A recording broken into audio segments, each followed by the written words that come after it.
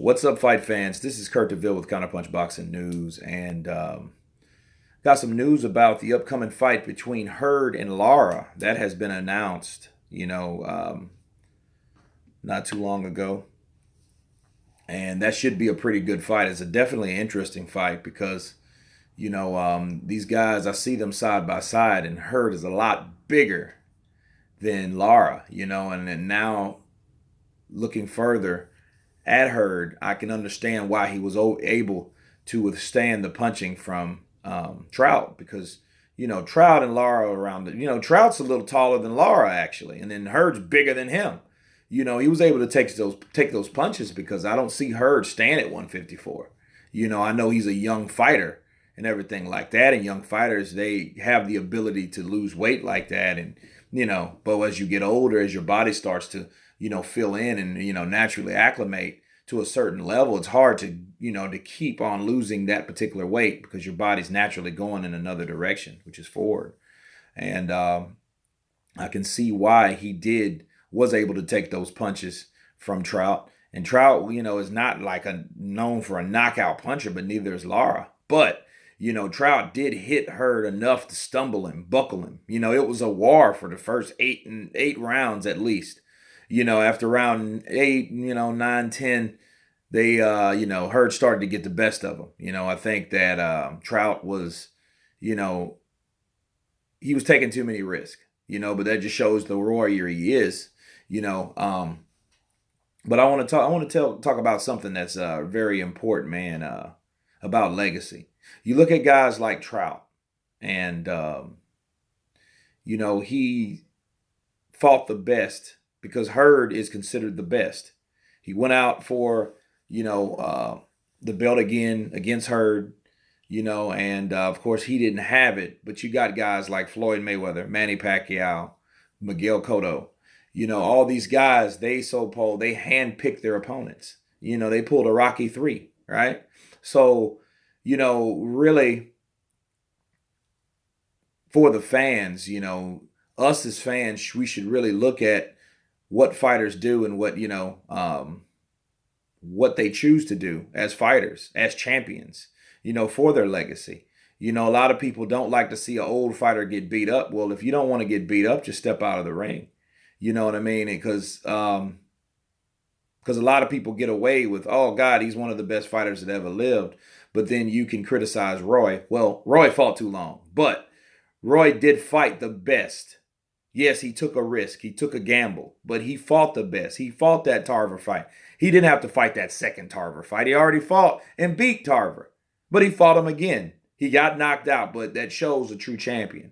Sugar Shane Mosley, he didn't have to fight all those guys at the time that he fought them. He had done enough for the sport of boxing at that point.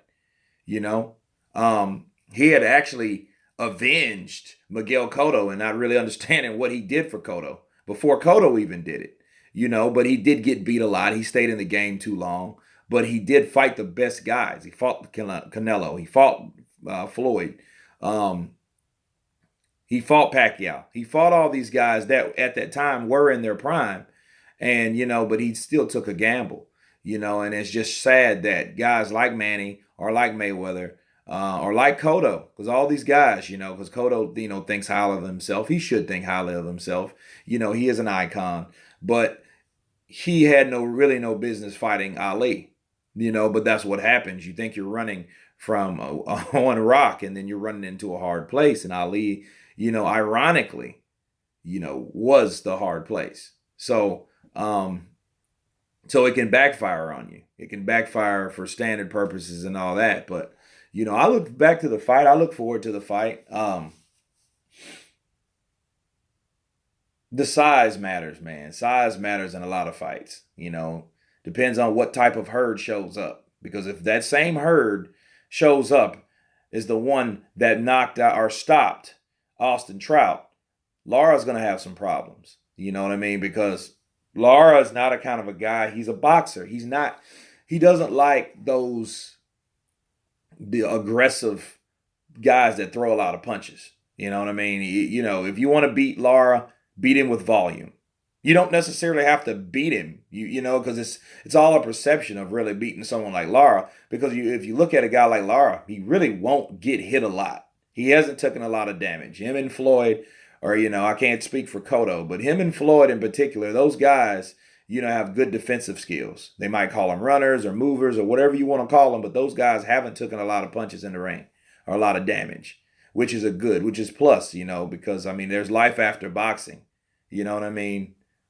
Little as people tell you, it is life after boxing. When you can't fight anymore on a certain level, step down. So, but, Lara, he looked a lot smaller than Hurd. Hurd was towering over this kid, you know what I mean? So, but, Lara does have those long arms, so it should be a interesting fight. What else about that?